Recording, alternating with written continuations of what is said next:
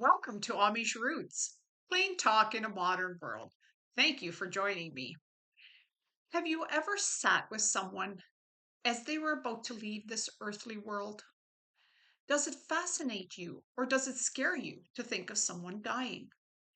If you are faced with the task of being by the side of someone who's passing away, what is your reaction? I have been in this position twice in my life, and I'm going to share how I handle both episodes.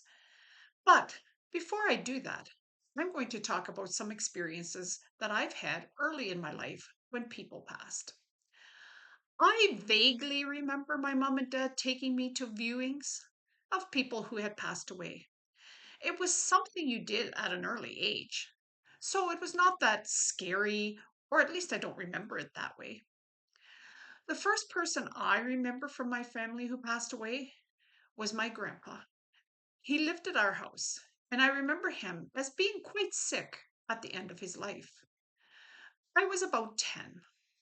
So, again, it didn't frighten me as my siblings and parents talked about his health and that he would die soon. So, it wasn't a surprise when it happened.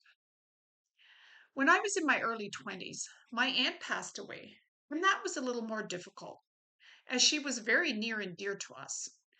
She died in the hospital after being ill for some time. I remember the last time I visited her there. We were leaving her room, and I was the last one to depart. I heard her say my name, and I turned and looked at her, and I saw she was crying. I went over to the bed and asked if she needed something. She asked me if I could wipe away her tears.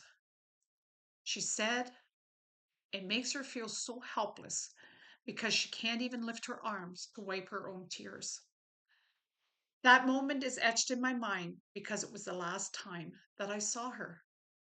It feels so special to me that I was able to do that small favor for her.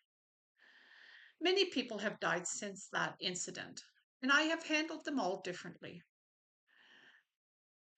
The year my dad and sister both passed away in the same year, my dad was sick with cancer for a couple of years, so his passing did not come as a surprise. However, leading up to his death was a very unique experience for me. My dad and I did not always see eye to eye, but when he got sick, we had a chance to have some really good conversations. We were able to talk about our times of disagreement and had a chance to heal some of the hurts we both carried. The February day he passed, some of my family was gathered at the house. I was told to come to his bedside to help sing. My dad had requested the song, What a Friend We Have in Jesus. We sang the song knowing he was not going to be with us much longer, as the nurse had left to get more meds to keep him comfortable. So we sang, and after we finished the song he had chosen, some of the others left the room, but I stayed by his side. His eyes were closed, and suddenly he got a huge smile on his face. And then, as it slowly receded, he breathed his last and was gone. I have held on to that memory, knowing in my heart he had departed this earth and was now with his loved ones who had gone on before. He loved God with all his heart, and so he wanted to go to heaven, where he didn't have to be sick anymore. My sister's death later that year was a shock to us all. She came home from work about 9 that evening and soon got ready to go to bed. As she went to the stairs to go up to her room, I noticed her standing very still and staring at my mom. I gave her a look that said, What are you doing? She smiled and went upstairs. And I too retired shortly after. The next morning, she did not come down for breakfast, and my mom asked me to check on her. As I began climbing the stairs, a sudden heaviness descended on me, and I sensed in that moment she was no longer living. It was like God was preparing me for what I would find. When I entered her room, I knew she was gone, just from her position and how still she was. The memory of her standing by the stairway, gazing at my mom, stays with me. It was as if she was taking one last look. It was the last time I saw her alive. Last week, I was with my aunt at hospice as she passed away.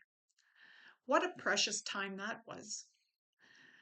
My aunt had been unresponsive for a few days, so we knew her passing was imminent. Family were coming to say their goodbyes. We were also taking turns staying the night with her.